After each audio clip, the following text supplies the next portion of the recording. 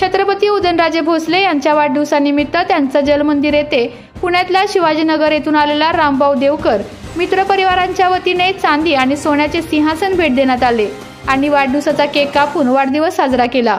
यावेळी पुण्याहून जलमंदिर पॅलेस या ठिकाणी मोठ्या संख्येने समर्थक उपस्थित होते।